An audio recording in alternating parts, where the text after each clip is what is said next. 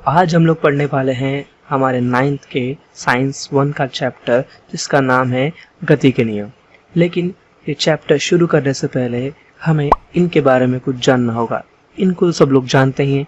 इनका नाम है सर आइजैक न्यूटन। इन्होंने गुरुत्वाकर्षण, गति के नियम और गणित में बहुत ही उल्लेखनीय कार्य किया है और इन्हीं की देन है कि हम ये चैप्टर पढ़ रहे हैं। तो इनका नाम लेकर आप चैनल को सब्सक्राइब कर दीजिए और बेल आइकन को भी हिट कर दीजिए। चलिए चैप्टर शुरू करते हैं। तो हम लोग इस चैप्टर में पढ़ने क्या वाले हैं? हम लोग इस चैप्टर में पढ़ने वाले हैं गति के नियम, गति के बारे में, त्वरण क्या होता है उसके बारे में पढ़ने वाले हैं, विस्थापन और दूरी इनमें अंतर क्या है ये पढ़ने वाले हैं, न्यूटन के गति संबंधित नियम और समीकरण। सबसे इम्पोर्टेंट जो पार्ट है इस चैप्टर का वो यही होगा और एग्जाम में सबसे ज्यादा क्वेश्चन भी इससे आते हैं। ठीक है, तो पहला टॉपिक हमारा क्या है? पिंड की गति। कोई भी पिंड या फिर कोई भी चीज कैसे गति करती है उसके बारे में यहाँ पर हम लोग पढ़ने वाले हैं।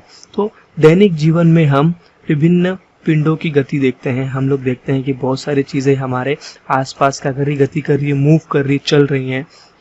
कई बार हम पिंडों की गति प्रत्यक्ष रूप से नहीं देख सकते, जैसे कि बहने वाली हवा। कई बार होता है कि वो जो गति होती है वो अदृश्य होती है। यहाँ पर उदाहरण दिया है हवा का। ठीक है, हवा हमें दिखती नहीं है लेकिन वो हमेशा क्या करती रहती है? गति करती रहती है। उपयुक्त उदाहरणों की भांति हम अनेक उदाहरण बता सकते हैं, वह कौन से होंगे? तो आप ऐसे उदाहरण भी सोचिए जहां पर हम गति को नहीं देख पाते हैं। ओके, अब देखते हैं कि हमें कुछ विचार करने को कहा गया है। आप बस में सफर कर रहे हैं, क्या आपके पड़ोस में बैठा हुआ व्यक्ति गतिशील है? आपको ये सोचना है कि अगर आप बस में बैठे हो, बस तो चल रही है लेकिन आपके बगल में जो व्यक्ति बैठा है वो क्या गतिशील है? तो वो गतिशील नहीं है क्योंकि वो अपने स्थान से कहीं जा नहीं रहा है। ठीक है, अब देखते हैं दूसरा। किसी पिंड के गतिशील होने या न होने को निश्चित करने के लिए आपको कौन कौन सी बातों पर विचार करना पड़ेगा? आपने पिछली कक्षा में पढ़ा है कि गति एक सापेक्ष संकल्पना है। यदि कोई पिंड अपने चारों ओर के पिंडों के संदर्भ में अपना स्थान क्या करता है? परिवर्तित करता है, तो हम कह सकते हैं कि पिंड क्या है? गतिशील है। और यदि वह अपने चारों ओर के पिंडों के संदर्भ में अपना स्थान परिवर्तित न करे तो हम कह सकते हैं कि वो जो पिंड है वो क्या है? स्थिर है। तो ये जो लाइन है ना, इस पे ध्यान दीजिए। क्या कहा गया है कि कोई जो वस्तु है या फिर कोई पिंड है, पिंड मतलब वस्तु, या फिर कोई इंसान भी हो सकता है, कोई भी जानवर हो सकता है, कोई भी चीज, वो गतिशील कब होगी? वो मूव कब करेगी? ऐसा कहा जाता है कि जब ना वो अपने आसपास, ठीक है, लाइन को ध्यान दीजिए, अपने चारों ओर मतलब आसपास के जो पिंड है ना, अन्य पिंड, उनके संदर्भ मतलब क्या? उनके अनुसार। अगर पिंड, आसपास के पिंड एक ही स्थान पर है और उस पिंड ने अपनी जो है दूरी बदल दी या फिर अपना जो स्थान है वो क्या कर दिया? परिवर्तित कर दिया, तो अब हम कहेंगे कि वो पिंड क्या है? गतिशील है। अगर अपने चारों ओर जो पिंड है वो उसी के साथ है, कोई स्थान में क्या परिवर्तन नहीं कर रहा है, तो हम क्या कहेंगे? वो पिंड क्या है? स्थिर है। वो पिंड क्या है? रुका हुआ है। अब देखते हैं दूरी और विस्थापन। ये भी बहुत इंपॉर्टेंट है, आपको ध्यान से इन दोनों में अंतर समझना होगा। बहुत से स्टूडेंट्स यहाँ पर क्या होते हैं? कंफ्यूज हो जाते हैं। ठीक है, तो देखते हैं, आओ करके देखें। आकृति 1.1 अ में दिखाए अनुसार धागे की सहायता से ए तथा बी के बीच की दूरी अलग अलग प्रकार से नापिए। अब पुनः ए से बी तक की दूरी सीधी खंडित रेखा द्वारा दर्शाए गए पथ से नापे। आपके मतानुसार किस पथ से नापी गई दूरी योग्य है, क्योंकि और क्यों? देखिए, यहाँ पर हम लोग को एक उदाहरण दिया हुआ है, बहुत ही ब्यूटीफुल उदाहरण है यहाँ पे। ठीक है, तो यहाँ पे देखिए हम क्या कहा गया है, एक आकृति जो है उसके अंदर देखिए एक पॉइंट ए है, एक पॉइंट बी है। इसका मतलब क्या है कि एक स्थान ए है और एक स्थान बी है। देखिए यहाँ पर ए से बी तक पहुंचने के लिए कुछ रास्ते हैं, जैसे आप यहाँ से भी घूमकर पूरी तरह से बी तक पहुंच सकते हो और इस तरफ से भी घूमकर बी तक पहुंच सकते हो। लेकिन अगर हम लोग ए से बी तक की एक सीधी रेखा खींचे तो ये क्या होगा? सबसे शॉर्ट रूट होगा, मतलब क्या होगा? शॉर्टकट होगा, सबसे कम यहाँ पर क्या होगी? दूरी होगी।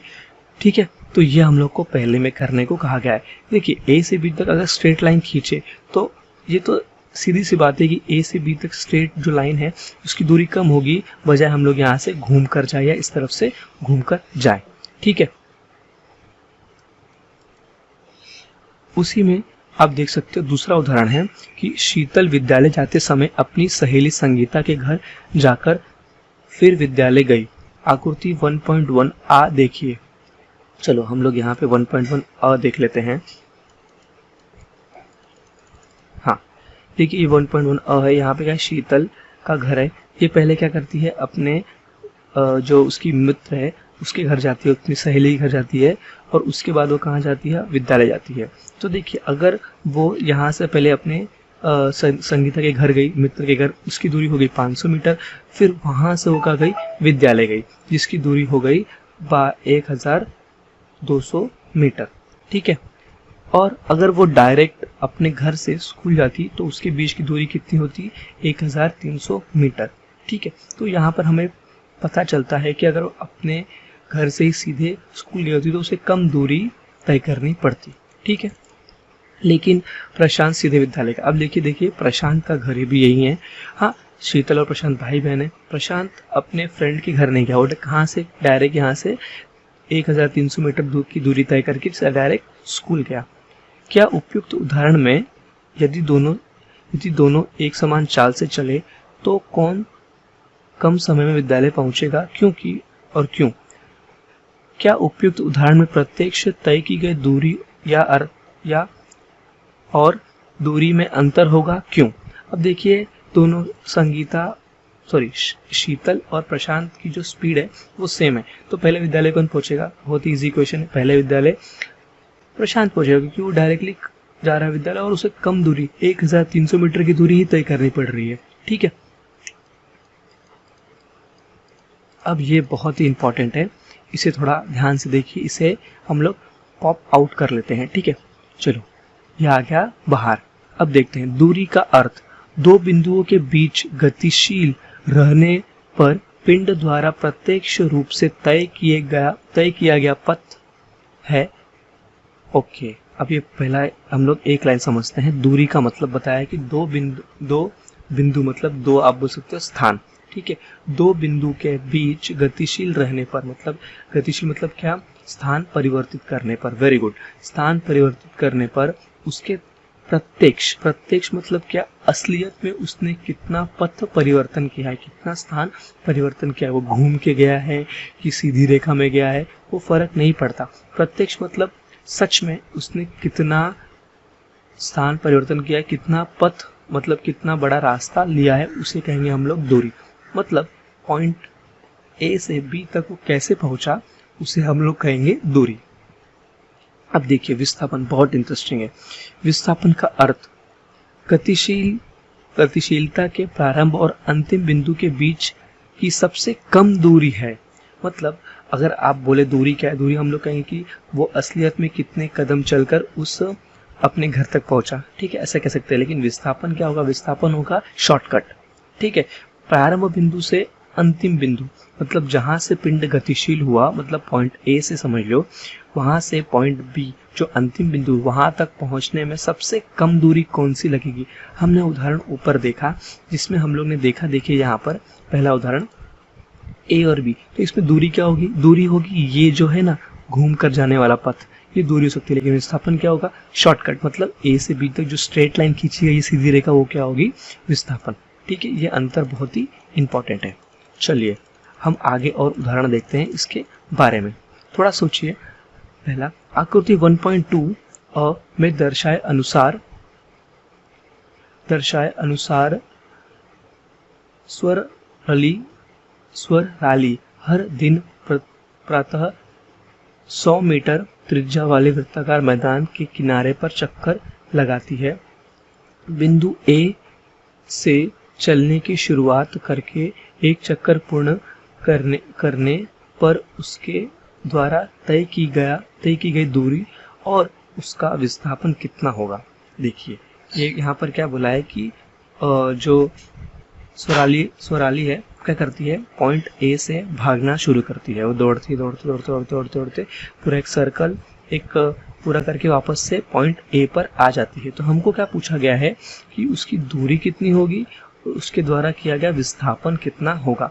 हमको दूरी या विस्थापन ना जो ऊपर हमने परिभाषा पढ़ी उसके हिसाब से सोचना है। इसका आंसर हम लोग आगे पढ़ेंगे, लेकिन तब तक के लिए आप सोचिए, ठीक है।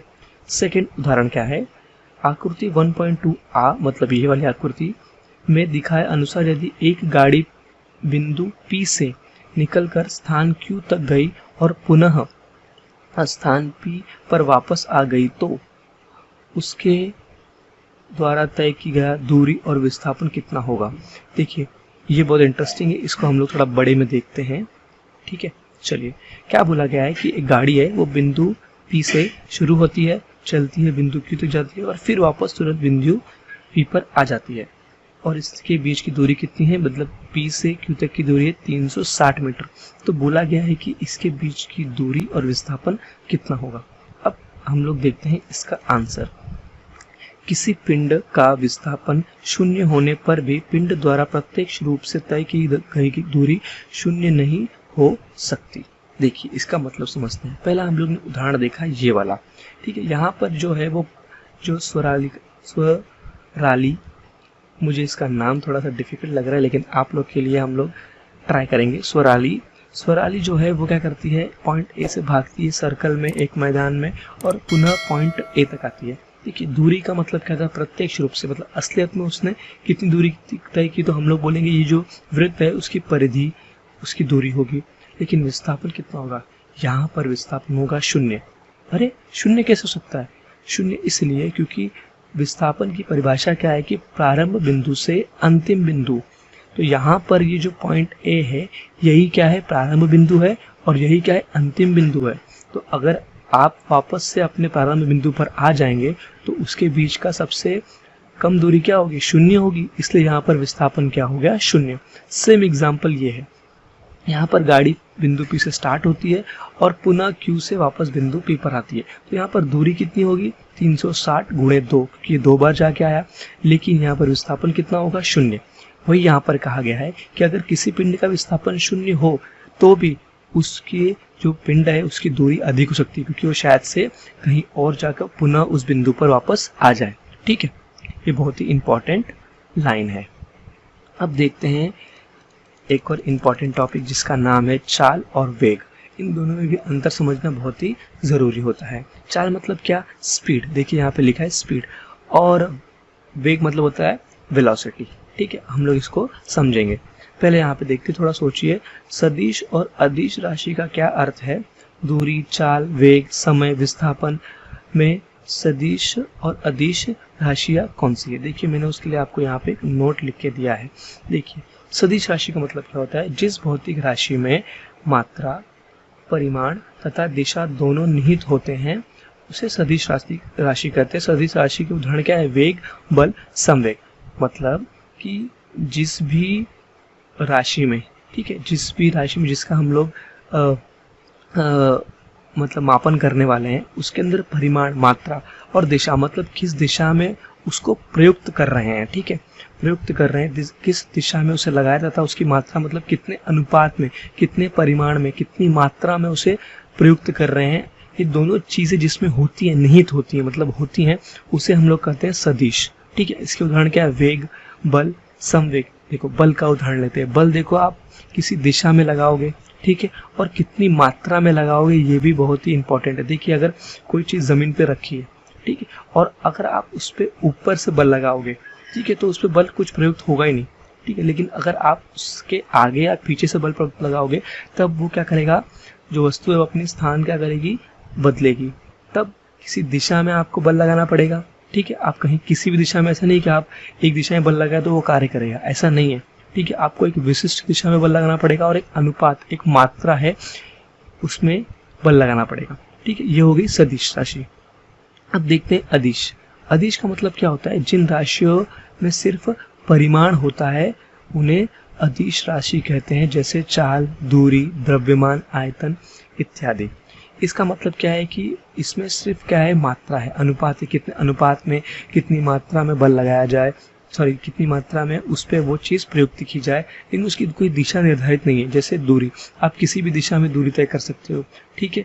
चाल, स्पीड किसी भी दिशा में हो सकती है। द्रव्यमान, किसी पिंड का द्रव्यमान कितना भी हो सकता है, लेकिन उसमें कोई दिशा नहीं होती है। तो ये हो गया सदिश और अदिश का मतलब।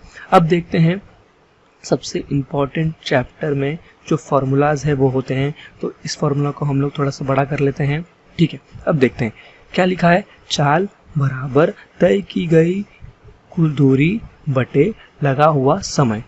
इसका मतलब अगर किसी पिंड का हमें क्या निकालना है, स्पीड निकालना है, तो वो कैसे निकालेंगे, उस पिंड ने कितनी दूरी की गई, दूरी तय की, उसको भाग दे देंगे हम लोग समय से। देखो फॉर्मूला समझने की कोशिश करते हैं। इसका मतलब ये है कि उस पिंड ने इकाई समय में कितनी दूरी तय की। मतलब जैसे हम लोग अगर इकाई पकड़ ले 1 मिनट, ठीक है, अगर हमको निकालना है कि एक पिंड 1 मिनट में कितनी दूरी तय करता है, तो वो हो जाएगी उसकी चाल, ठीक है। तो इकाई समय मतलब आपको इकाई कुछ भी ले सकते हो, आप ले सकते हो 10 सेकेंड, आप ले सकते हो 1 सेकेंड, आप ले सकते हो 1 घंटा, ठीक है। तो जो आपने इकाई ली, उस इकाई में वो कितनी दूरी तय कर रहा है, उसे हम लोग क्या कहेंगे, चाल। देखिए नीचे भी सेम चीज़ें लिखी हुई हैं। हम लोग इसके कुछ उदाहरण करेंगे जिससे आपको एक चीज़ें समझ में आएंगी, ठीक है।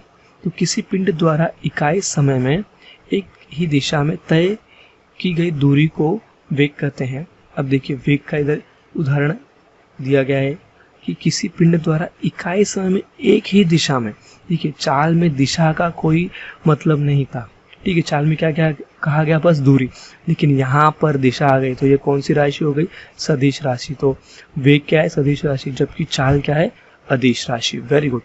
तो एक ही दिशा में तय की गई दूरी को वेग कहते हैं। अगर कोई एक दिशा है जो हम लोग ने निर्धारित कर दी कि सीधे ही जाना है, तो अगर वो सीधे चला गया तो उसको क्या बोलेंगे, वेग। लेकिन चाल है पता नहीं, हम लोग ने बीच में टर्न लिया, फिर यू टर्न लिया, ऐसे करते गए, तो वो जो दूरी होगी ना, वो चाल के लिए होगी, ठीक है। चलिए आपको एक एग्जाम्पल देते हैं कि सोचिए एक पक्षी है, ठीक है, उसने 40 मिनट में 5000 मीटर की दूरी तय की, ठीक है। मतलब वो 5000 मीटर चला, उड़ा 40 मिनट में, तो उसका चाल कितना होगा, कमेंट बॉक्स में आप मेरे को बताना। एक और एग्जाम्पल लेते हैं। अगर समझ लो एक लड़का है जिसका नाम है राव, ठीक है, वो अपने स्कूल गया, ठीक है, स्कूल गया और उसने लगभग 1 किलोमीटर की दूरी तय की, ठीक है, और वो वापस अपने घर आ गया। तो यहाँ पर उसकी दूरी कितनी होगी और उसका विस्थापन कितना होगा, ये आपको कमेंट बॉक्स में बताना है। चलिए अब हम लोग अपने चैप्टर में आगे बढ़ते हैं। अब यहाँ क्या लिखा है, यहाँ इकाई समय का अर्थ 1 सेकेंड, 1 मिनट, 1 घंटा इत्यादि हो सकता है। देखो मैंने आपको बताया कि आप इकाई अपने मन से ले सकते हो, 1 सेकेंड, 1 मिनट, 1 घंटा ले सकते हो। बड़ी इकाई द्वारा समय नापने पर 1 वर्ष भी इकाई समय हो सकता है। देखिए जैसे बड़ा जैसे कोई पिंड हो गया बड़ा, जैसे पृथ्वी हो गई, चंद्रमा हो गया, तो उनकी चाल निकालते समय हम लोग मिनट, सेकेंड, मिनट निकाल सकते हैं। तो उसके लिए हम लोग वर्षों का जो वर्ष है, 1 वर्ष उसका इकाई के रूप में क्या करते हैं, उपयोग करते हैं। इकाई समय में होने वाला विस्थापन को वेग कहते हैं। अब देखिए यहाँ पर क्या कर दिया गया है, इन दोनों चीज़ों को जोड़ दिया गया, विस्थापन को और वेग को। कैसे, विस्थापन क्या था, शॉर्ट रूट, शॉर्ट मतलब शॉर्टकट, ठीक है, सबसे कम दूरी। तो यहाँ पर भी वही हो गया, सबसे कम दूरी आप कभी भी कब तय कर पाओगे, जब आप एक सीधी दिशा में चलोगे। और वेग का मतलब क्या है कि एक ही दिशा में, तो विस्थापन अगर आप इकाई समय में करते हो तो वो क्या बन जाएगा, वेग बन जाएगा, ठीक है। बहुत ही इंटरेस्टिंग कॉन्सेप्ट है, ध्यान दो प्लीज़, आपको एक कॉन्सेप्ट बहुत ही मज़ा आएगा समझने में। देखिए यहाँ पे इसका फॉर्मूला दिया गया है, इसको हम लोग बड़ा कर लेते हैं। फॉर्मूला क्या है, वेग बराबर विस्थापन बटे समय। चाल में क्या याद करो, चाल में था तय की गई कुल दूरी बटे समय, यहाँ पर है विस्थापन। मतलब विस्थापन क्या होगा, सबसे जो शॉर्ट रूट होगा, सबसे जो शॉर्टकट होगा, सबसे कम दूरी होगी वो आ जाएगा ऊपर, और उसको भाग दे देंगे हम लोग समय के साथ। चलिए अब ये जो बॉक्स है ये भी बहुत इंपॉर्टेंट है, तो इसको भी हम लोग थोड़ा सा बड़ा करके देखेंगे। हाँ चलो देखते हैं, इसे सदैव ध्यान में रखना है हमें। पहला क्या है, चाल और वेग की इकाई समान होती है। इकाई मतलब क्या कि उसे हम लोग कैसे लिखेंगे, जैसे उनकी एसआई प्रणाली जो एक बड़ी प्रणाली है उसमें उनकी इकाई क्या है, मीटर प्रति सेकंड, और सीजीएस प्रणाली में उनकी इकाई क्या है, सेंटीमीटर प्रति सेकंड। चाल और वेग की इकाई क्या है, समान है। मतलब अगर आपको लिखना है 40, उसके 40 आपका आंसर आ गया। कैसे आंसर है आपका 40? चाल में आपने दूरी बटे समय किया तो आपको 40 मिला, और वो 40 को लिखोगे कैसे, 40 मीटर प्रति सेकंड लिख सकते हो। ठीक है, वैसे ही अगर सेंटीमीटर में आंसर आता है तो 40 सेंटीमीटर प्रति सेकंड, मतलब वह 1 सेकंड में 40 सेंटीमीटर की दूरी तय करता है। ठीक है, उसी प्रकार आप विस्थापन को भी लिख सकते हो। चाल दूरी से संबंधित है तो वेग किससे संबंधित, विस्थापन से। हम लोगों ने फॉर्मूला में देखा कि चाल के फॉर्मूला में तो दूरी आती है, लेकिन वेग के फॉर्मूला में क्या आता है, विस्थापन आता है। ठीक है, यदि गति सरल रेखा में हो तो चाल और वेग का मान समान होता है, अन्यथा वह अलग अलग हो सकते हैं। देखिए, अगर आप बोले कि बिंदु ए से बी तक केवल एक ही रास्ता है, वो है सीधी रेखा, तो वहां पर क्या होगा, चाल भी समान होगा और वेग भी समान होगा। क्यों? क्योंकि तय की गई दूरी और विस्थापन क्या होगा, समान होगा। ठीक है, और समय तो सेम लगेगा, इसलिए तब क्या आएगा, चाल और वेग का जो नंबर आएगा वो क्या होगा, समान होगा। इकाई समय में होने वाले विस्थापन को वेग कहते हैं, तो हम लोग ने पढ़ लिया। ठीक है, चलो मैं आपको ये थर्ड पॉइंट का उदाहरण देता हूँ, ध्यान से समझो। देखिए, वो हमारा जो फेवरेट स्टूडेंट है राहुल, वो उसने क्या किया, अपने स्कूल की तरफ दूरी तय की, लेकिन ना उसके स्कूल तक जाने का जो रास्ता है ना, वो एक ही रास्ता है, वो है एक सीधी रेखा। ठीक है, उसके अलावा कोई रास्ता नहीं है और उसके अलावा कोई शॉर्टकट नहीं है। तो उसने यहाँ से अपने स्कूल से मतलब अपने घर से अपने स्कूल तक 500 मीटर की दूरी तय की, और ये 500 मीटर की दूरी तय करने में उसे 20 मिनट का समय लग गया। तो यहाँ पर जो दूरी है और जो विस्थापन है वो क्या है, समान है, क्योंकि एक ही रास्ता ही है, तो उसे उसी रास्ते पर जाना पड़ेगा। और यहाँ पर जो चाल है और विस्थापन है वो भी क्या है, समान है। ठीक है, चलो आगे पढ़ते हैं। यहाँ पर कुछ उदाहरण दिए गए हैं, कुछ यहाँ पर आप कह सकते हो कि हम लोग को यहाँ पर कुछ सॉल्व करना पड़ेगा जो एग्जाम में पूछा जाता है। तो ये आप लोग अपने से कर सकते हैं, क्योंकि ये सब फॉर्मूला के ऊपर ही है। ठीक है, आप इन क्वेश्चंस को पढ़िए और इसे सॉल्व कर सकते हो, कोई इसमें दिक्कत वाली बात नहीं है। यहाँ पर हमें क्या यूज करना है, चाल बराबर दूरी बटे समय और वेग बराबर विस्थापन बटे समय। ठीक है, और इकाइयों पर ध्यान देना। ओके, तो यह आप लोग, आपका होमवर्क है, आप ये कर सकते हो। चलिए अब हम लोग देखते हैं चाल और दिशा का वेग पर होने वाला प्रभाव। ठीक है, अगर चाल, कोई पिंड किसी विशिष्ट चाल से चल रहा है, किसी विशिष्ट स्पीड से चल रहा है, तो अगर उसकी दिशा में कुछ परिवर्तन हो तो क्या उसकी चाल पर परिवर्तन होता है, कुछ प्रभाव होता है, वो हम लोग इसमें देखने वाले हैं। तो देखते हैं, सचिन मोटरसाइकिल से सफर कर रहा है।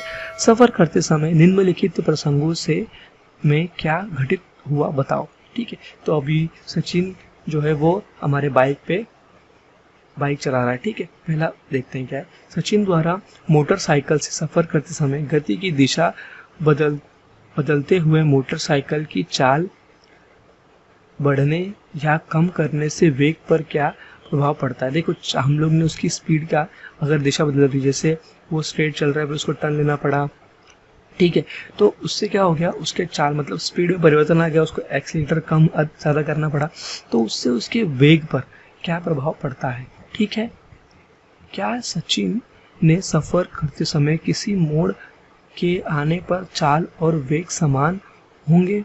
सचिन द्वारा मोटरसाइकिल की चाल स्थिर रखने पर दिशा बदलने से वेग पर क्या प्रभाव होगा। जिससे देखो यहाँ पर एक चित्र दिया गया है, सचिन है ये हमारा, वो क्या कर रहा है, यहाँ से आया, उसको टर्न लेना पड़ा। ठीक है, तो यहाँ पर टर्न वो अगर सीधी रेखा में लेगा तो वो आगे चला जाएगा। ठीक है, तो वो क्या करेगा, थोड़ा चाल जब अपनी स्पीड कम करेगा और यहाँ से टर्न लेगा। ठीक है, लेकिन देखिए ये टर्न जो है वो यहाँ से यहाँ तक एक दूरी है, इसका विस्थापन क्या होगा, एक सीधी रेखा। ठीक है, तो यहाँ से एक सीधी रेखा विस्थापन आएगा जो उसका वेग डिसाइड करेगा। तो यहाँ पर वही बोला गया है कि अगर चाल परिवर्तन होता है तो वेग में कोई परिवर्तन आता है कि नहीं, वो भी हमको यहाँ पता लगाना है, वो हम लोग देखेंगे। ठीक है, ओके, और देखते हैं तीसरा, घुमावदार रास्ते पर मोटरसाइकिल चलाते समय सचिन द्वारा मोटरसाइकिल की चाल और दिशा दोनों परिवर्तित करने से वेग पर क्या प्रभाव होगा। ठीक है, अब देखते हैं उपयुक्त प्रसंगों से यह स्पष्ट होता है कि वेग, चाल और दिशा दोनों पर निर्भर करता है और वेग आगे दिए गए अनुसार बदलता है। मतलब क्या बोला गया है कि जो वेग है, ठीक है, वो और चाल और दिशा दोनों पर निर्भर करता है। वेग जो है, चाल अगर बदलेगी तो वेग बदलेगा, अगर दिशा बदलेगी तो भी वेग बदलेगा। मतलब अगर चाल और वेग में कोई भी परिवर्तन आए तो उसका प्रभाव किस पड़ेगा, वेग पर पड़ेगा।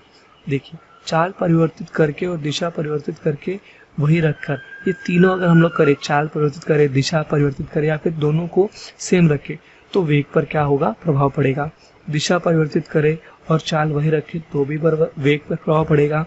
चाल और गति की दिशा दोनों परिवर्तित करें तो भी प्रभाव वेग पर पड़ेगा। ठीक है, अब ये देखते हैं, थोड़ा सा इंपॉर्टेंट है तो इसको हम थोड़ा सा बड़ा कर लेंगे। चलिए, चाल की मापन दूरी बटे समय के अनुसार सर्वप्रथम गैलीलियो ने किया था। गैलीलियो को हम लोग दूरबीन के जो आविष्कार के लिए उसके लिए जानते हैं, लेकिन उन्होंने ये जो इकाई है दूरी बट्टे समय, फॉर्मूला जो है चाल का, वो उन्होंने दिया था। हवा में ध्वनि का वेग, हवा में मतलब देखो यहाँ पे हवा में ध्वनि मतलब आवाज का वेग, वेग दिया है, वेग ध्यान रखना, चाल नहीं दिया। वेग क्या होता है, विस्थापन बट्टे समय। मतलब किसी ध्वनि को बिंदु ए से बी तक एक सीधी रेखा, मतलब शॉर्टकट में पहुंचने, सबसे कम दूरी में। देखिए, कम दूरी एक सीधी रेखा ही हो सकती है। ठीक है, तो मैं सीधी रेखा बोलूंगा मतलब सबसे कम दूरी। ठीक है, सीधी रेखा में जितना समय लगता है वो यहाँ पर दिया है कि वह 1 सेकेंड में 343.2 मीटर की दूरी तय करती है। ठीक है, और प्रकाश देखिए बहुत ज़्यादा उसका वेग है, उसका वेग कितना है, 3 × 10⁸ मीटर पर सेकेंड, मतलब ये बहुत ही ज़्यादा होने वाला है। ठीक है, पृथ्वी की सूर्य के परिभ्रमण करने की चाल, देखिए अब यहाँ पे चाल दी गई है, ये ध्यान दो, जिसने लेक्चर ध्यान से सुना समझ में आएगा कि यहाँ पर चाल क्यों दिया है और यहाँ पर ध्वनि के मामले में वेग क्यों दिया है। देखिए, ध्वनि जो है वो एक बिंदु से दूसरे बिंदु तक जाती है, इसलिए वहाँ पर विस्थापन होता है, लेकिन यहाँ पर विस्थापन हो ही नहीं सकता क्योंकि वो क्या है। देखिए, उदाहरण में देखते हैं। देखिए, पृथ्वी है, ये पृथ्वी जो सूर्य के चारों ओर घूमती है और पुनः वहीं पर वापस आ जाती है, तो यहाँ पर विस्थापन कितना हुआ, वेरी गुड, यहाँ पर विस्थापन हुआ 0। तो यहाँ पर विस्थापन नहीं हुआ तो वहाँ पर वेग आएगा ही नहीं, लेकिन कुछ तो दूरी तय की, और वो किस चाल में तय की, तो उस दूरी को हम लोग को पता है कि यहाँ से सूर्य की परिक्रमा करते करते उसकी परिधि, उसकी दूरी हो जाएगी। ठीक है, तो परिधि को हम लोग ने दूरी लिया, बटे समय कर दे, हमको क्या मिलेगा, हमको मिलेगा चाल। ठीक है, तो ये हो गया, जब सूर्य के चारों ओर पृथ्वी घूमती है तो इस स्पीड से घूमती है। ठीक है, अब देखते हैं हम लोग कि एक रेखीय समान और असमान गति किसे कहते हैं। ठीक है, बहुत ही इजी है। ठीक है, तो हम लोग देखते हैं ये चीज कि क्या। देखिए, हम ये देखती है, अमर, अकबर और एंथनी उनकी स्वयं की गाड़ी से अलग अलग वेग से रफ्तार कर रहे हैं। उनकी अलग अलग समय में तय की गई दूरी नीचे तालिका में दी गई है। देखिए, घड़ी के अनुसार यहाँ पर घड़ी दी गई 5:30, मतलब आधे घंटे की यहाँ पे क्या ली गई है, समयावधि ली गई है। अमर द्वारा तय की गई दूरी किलोमीटर में। देखो, 5 बजे सब लोग ने वो क्या किया, अपनी जो जर्नी थी, अपनी यात्रा स्टार्ट की। देखिए, 5:30 पर अमर जो है 20 किलोमीटर की दूरी तय करता है, जबकि जो अकबर है वो 18 और एंथनी 14। उसके बाद और आधे घंटे में ये 40 किलोमीटर की दूरी तय करता है, 36 किलोमीटर की और 28 किलोमीटर की। ऐसे देखिए, अमर आगे आगे दूरी तय करता है, अकबर भी दूरी तय करता है और एंथनी भी दूरी तय करता है। अब यहाँ पर आपने कुछ नोटिस किया, इसे थोड़ा बड़ा कर लेते हैं। अब आपने यहाँ पे नोटिस किया कि अमर जो है वो 20-20 किलोमीटर की दूरी तय कर रहा है आधे आधे घंटे में। यहाँ पर देखिए, जो एंथनी है वो अलग अलग समय में अलग अलग दूरी तय कर रहा है। ठीक है, ऐसा कोई इसके बीच में डिफरेंस जो है, इसका अंतर है, मतलब 5:30 बजे दूरी तय की और उसके पहले की दूरी में 18 का डिफरेंस है। और पीछे जाएंगे हम लोग अगर 6 बजे से 5:30, मतलब इन आधे घंटे में इसने कितनी दूरी तय की, उसमें भी क्या है, अंतर है। लेकिन यहाँ पर अगर अमर की बात करें तो हमें कितना अंतर दिखाया था, 20-20 किलोमीटर का। तो यही जो है वो रेखीय समान और असमान गति का उदाहरण है। ठीक है, अपनी इनकी परिभाषा से आपको वो चीज़ें क्लियर हो जाएंगी। अमर अकबर एंथोनी द्वारा सफ़र करते समय नोट की गई दूरियों के लिए समय कितना लगा? निश्चित समय में समान दूरी किसने तय की? तो हमको पता है कि अमर ने तय की, 20-20 किलोमीटर की दूरी तय की हर आधे घंटे में। क्या अकबर द्वारा निश्चित समय में दूरी की गई दूरी समान है? अमर अकबर और एंथोनी द्वारा निश्चित समय में तय की गई दूरी का विचार करते हुए उनके चाल किस प्रकार होते हैं? यदि पिंड द्वारा समान समय में समान दूरी तय की जाती है तो उस पिंड की गति कैसी होती है? एक समान गति होती है। मतलब जो जिस चाल में चल रहा था उसे हम लोग क्या कहेंगे? एक समान गति, क्योंकि वो निश्चित समय में निश्चित दूरी तय कर रहा था और हर बार उतनी ही दूरी तय कर रहा था। वो दूरी जो थी 20 किलोमीटर की, वो चेंज नहीं हो रही थी। अभी यहाँ पे आप देख लो कि यदि पिंड समान समय में असमान दूरी तय करता है तो उसकी गति को असमान गति कहते हैं। जैसे भीड़ के रास्ते में हम लोग वाहन या साइकिल चलाते हैं तो वहाँ पे क्या हमें रुकना पड़ता है, फिर चलना पड़ता है, रुकना पड़ता है। तो यहाँ पर देखिए इसमें उदाहरण था एंथोनी का या फिर अकबर का। ठीक है, वहाँ पर क्या हो रहा था कि आधे घंटे में ये लोग निश्चित दूरी तय नहीं कर रहे। देखिए आधा घंटा जो समय था वो निश्चित था, ठीक है, लेकिन जो उनकी दूरी थी वो हमेशा बदल रही थी, कभी ज़्यादा कभी कम कभी ज़्यादा। तो वो क्या होगी? असमान गति होगी। लेकिन अगर आप अमर की तरह हर आधे घंटे में 20-20 किलोमीटर ही तय करेंगे तो मतलब यहाँ पे समय भी निश्चित है और दूरी भी निश्चित है, तो वो क्या होगी? समान गति। तो ये था इस वीडियो का लास्ट टॉपिक। चैनल को सब्सक्राइब करिए, बेल आइकन को हिट करिए और शेयर कीजिए अपने दोस्तों के साथ जिन्हें ये सारी चीज़ें सीखनी है। मिलते हैं इसके सेकेंड पार्ट में, तब तक के लिए रिवाइज करो। Take care and good day. इस चैनल पर आपको मिलेंगी 8, 9, 10 से रिलेटेड वीडियोस, तो चैनल को सब्सक्राइब करिए, शेयर कीजिए अपने दोस्तों के साथ और वीडियो देखने के लिए शुक्रिया।